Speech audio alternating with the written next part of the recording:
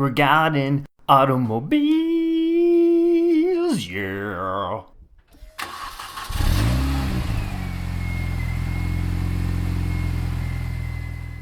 Okay, at this point, I would start putting in the airbox and the ECU and all that in this area here. I'm gonna leave that a little bit open for now, just because I still have to put the exhaust manifold on, and I think maybe just having a little extra room will help. But I do need to start on the bottom. So there's a power steering fan that needs to go on, the lower engine mount, which I've upgraded again with the same PowerFlex blacks bushings. The axles both need to go in. They'll both be new because they had ripped boots. I've already replaced the I guess bearing carrier on the one axle, so they're ready to go in, and then just tighten all the suspension up to the proper torque. It won't be in alignment, but that'll come later. Okay, up next is the right side axle. This didn't come with the actual carrier, so I had to transfer it from the old one to the new one. And funny story, that was one of the first videos I ever watched on how to do that. And I remember thinking, ooh, I don't know if I can do that. Well, I just did it off camera, so it's not even that big a deal. Okay, let's get this in. For the next many hours, I tried to get this axle in and I couldn't get it to work, to the point where I thought I had the wrong axle. So I ended up ordering another one, which also wouldn't go in. And it turns out that it was just the alignment. I just didn't have it quite right. And the old one I could pull in and out easily, but the new one, I guess, just didn't have any wear on it, so it had to be exactly right. It took me a while, but got it fixed eventually. Okay, hopefully today is the final push. Obviously saw all that axle stuff that delayed me, and really the difference ended up being like me lying under the car like this with the axle, could not get the new one in, bought two more new ones, couldn't get those in, and the difference ended up being like here and like here. Like, never go in a million years, fits in perfectly. Never go in a million years, fits in perfectly. So yeah, that cost me 4 or 5 hours, I think. And also off camera, you didn't see it. I was just trying to get ahead of the game, trying to remove a broken bolt from the radiator, like drill it out, and I actually just ended up accidentally drilling right through the radiator. So that's fixed now. I have a new radiator. Today's the final day. We're March 14th, so 3 days after I wanted to actually have it running, but those things delayed me. But yeah, let's get to it. Okay, next up, the belt with a fancy tool.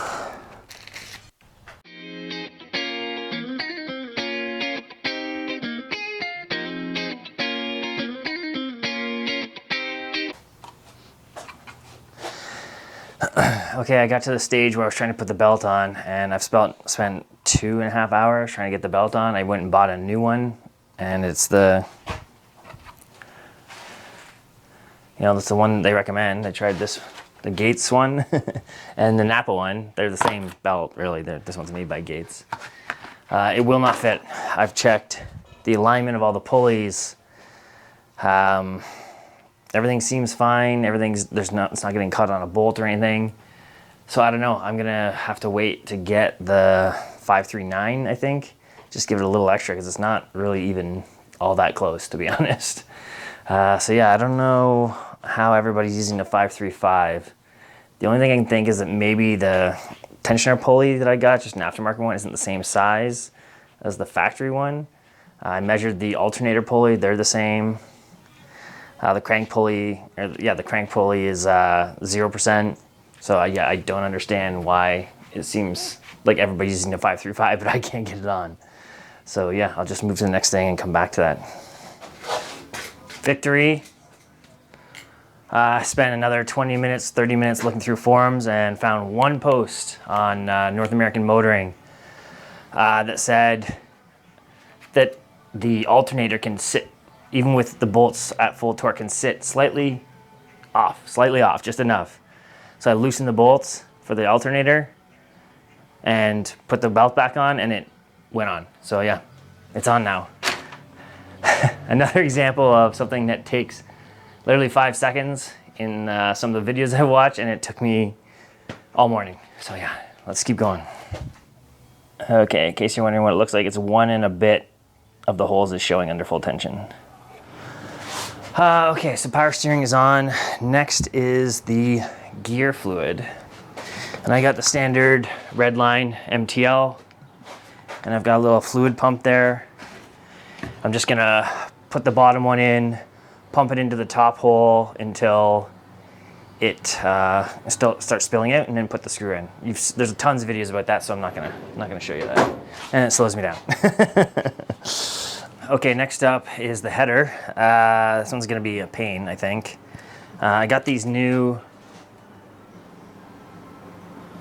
bolts to hold them in, and they're supposed to lock in place. I don't know, I just had to get rid of the old ones. Obviously I had a lot of problems with those. They rusted in place, and then I had to cut the whole header. I had to cut the whole header off. So here they are. I've got a bunch of them, obviously to replace the ones that rusted out. And the idea, I guess, behind these is, first of all, they're stainless steel. They're new. And you put them in, and then you put this piece on, and that should, I guess, jam up against something. And then you put this C-clip in, this C-clip, and it will hold it in place. We'll see. I think these are going to be a huge bitch to get in, so we'll see how we go. So here's the eBay header that I bought. It is currently wrapped in titanium heat wrap. Just want to keep the engine temps under the hood down. You may have seen this on my social media. So anyway, I'm gonna try and get this on, but it's full of fiberglass, so I'm wearing gloves, which may not even stop it. Okay, let's get to this. Okay, new day. Yesterday evening, Pseudo came over, and we were able to get the header over the sway bar just through brute force. I really think I would have been able to get it in if the car could get higher, but my jack stands aren't high enough and I couldn't get the angle, so we just sort of hammered it through. Got it up to mate against the engine, and obviously those bolts are hard to get to, so we got most of them in. One of them, I think the header, the buying the cheapest header on eBay, has come back to bite me, and I didn't test it when the engine was off, so one of the bolts holes doesn't quite line up. So today I'm gonna try and like loosen it and play around with it a bit, but it seems like maybe we're gonna be running with, you know, one of the bolts not in. But yeah, that's it. I'll show you how it looks right now.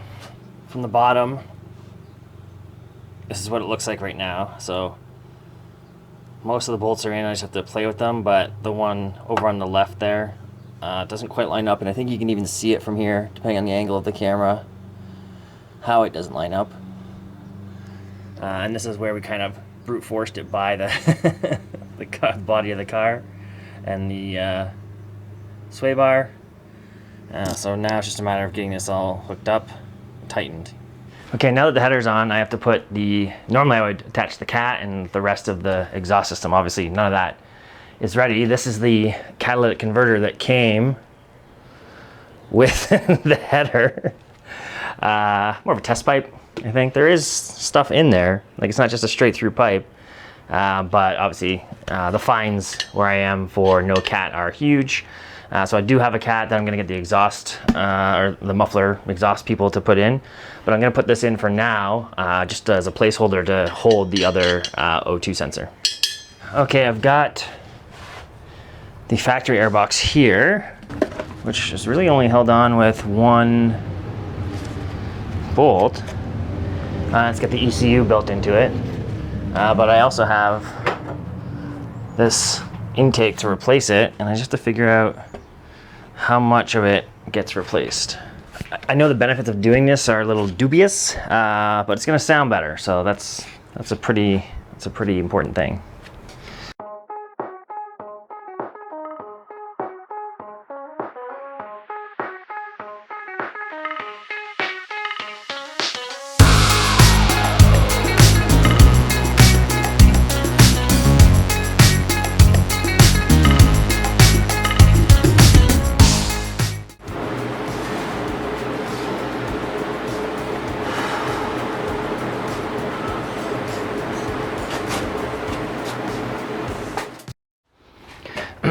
Today's the day. Gonna put some fluids in, Gonna wait for a few extra sets of eyes, and then I'm gonna start it. Okay, it's time for fluids. We're missing power steering fluid, coolant, and oil. Power steering, obviously I don't need for a first start, but I might as well put it in anyway so I don't forget. I'll have to go turn the wheel a bit later and add more.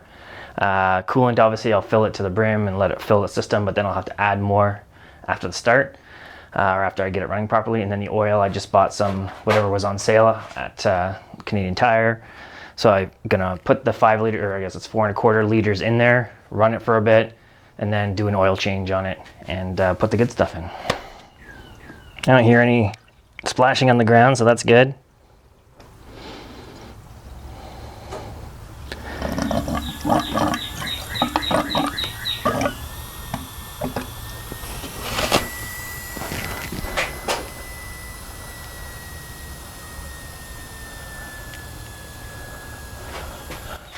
Oh, I just had a heart attack. I'm not sure if the mic picked that up, but that high-pitched tone sounded kind of like something shorting or something warming up, and I was like, what is happening? It was just the air escaping from the bleed valve. I'm not nervous, you're nervous. Okay, so I do have what I think is a coolant leak.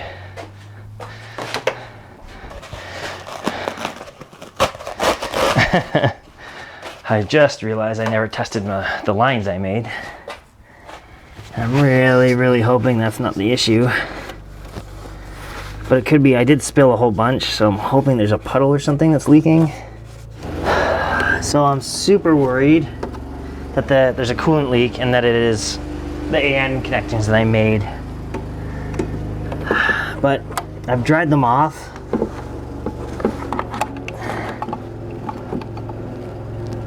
And they don't seem to be leaking. There's no obvious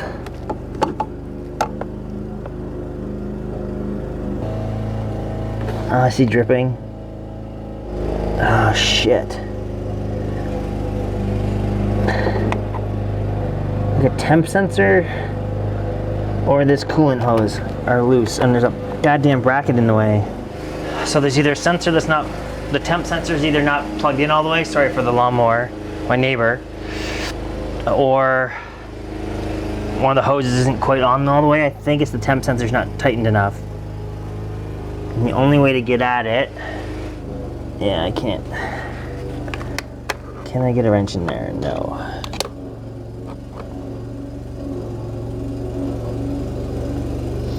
It is dripping constantly though. Damn.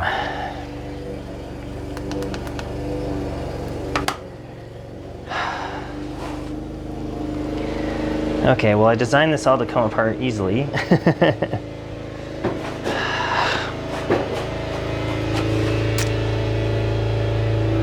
Radiator front end can stay on. I just need the air box out of the way, I think.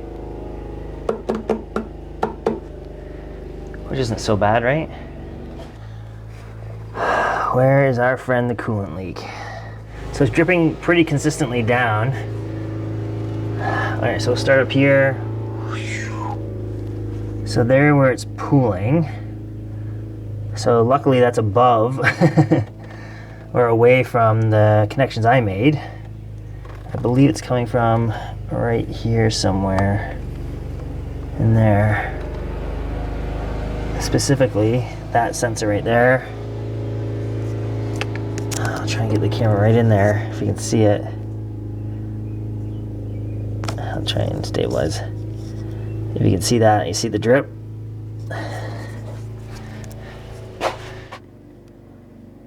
That's it right there. So I just need to tighten that, hopefully with a big socket, and stop it. Coolant leak coming out of that sensor. The new ones seem to have like the plumber's seal tape so that things don't, like just this white tape on them. I have no idea. I definitely didn't put any of that on. So I'm gonna take it out, try and quickly get this tape on, put it back in, and hopefully all doesn't spill coolant everywhere. Okay. I'll spill a whole shitload more coolant. put this back in. And then I have to wait for this to dry to see if it stopped, because I won't be able to tell because everything's going to be dripping. How many threads can I see now? Yeah, maybe 4. It's so hard to get an angle here.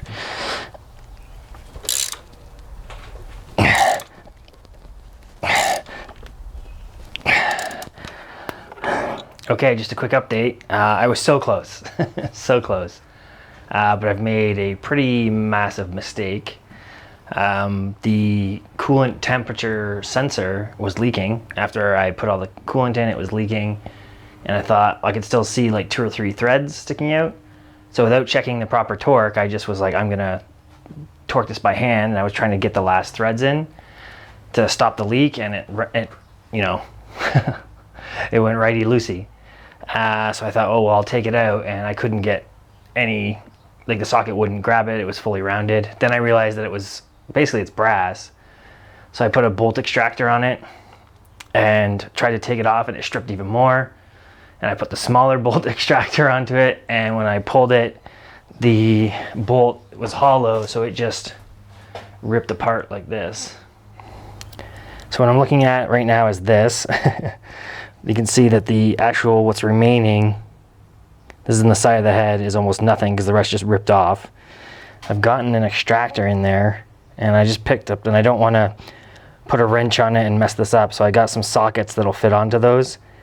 And now I'm hoping that this will actually come out. If not, I have to take the whole head out and and drill it. So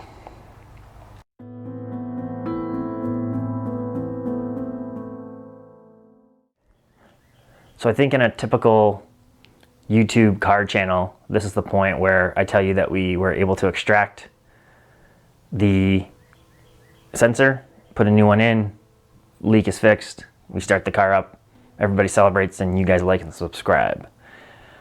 But if you've been watching this channel for a while, you know that's not really how this channel works. And it all has to do with this. I'll give you a few seconds to try and guess what that is. That is a piece of the head that is cracked. Bet you didn't see that coming. So, yeah, basically the theory is Pseudo was over, spent hours trying to get that sensor out, and it would not budge. You wouldn't believe the force we were trying to get it out with. It just would not move. We drilled it. And in the end, most likely what happened was the original leak that we saw was probably actually a crack in the head originally. And as I was tightening it, the soft brass of those threads were probably sort of like jamming their way into the crack, basically fusing the sensor into place. So the sensor wasn't leaking, the crack was. And then in the end, just the force of us trying to get it out ended up exposing the weakness, and it cracked. So this is a huge, huge setback. I probably could have started the car with that leak and just run it with that leak. I mean, it was a pretty bad leak, but I probably could have run the engine with it. And now I'm going to have to pull the head out. And that means pulling everything off, pulling the whole head, and basically doing a head gasket change, the equivalent of a head gasket change. Took me a day or two to come to terms with it. But what I'm gonna have to do is take my old head, pull it apart, bring it to a machine shop, have them put new valve guides in, take this head out, pull the cam from it, put it in the old head, and put it all back together, start the car. Now, the parts that are needed for the valve guides, I have to wait for those. And then the turnaround on the machine shop are really gonna be my limiting factors here. But we are now May 22nd, and the goal, the new goal, is to have it running before the end of June. So as soon as I can get this, I'm gonna, again, put maximum effort into getting it back in and getting it started this summer. But right now it's sort of out of my control, and this is obviously massively, massively disappointing. So, but it's the reality of, of my first project car, to be honest. So if you've stuck with me up until this point, thanks.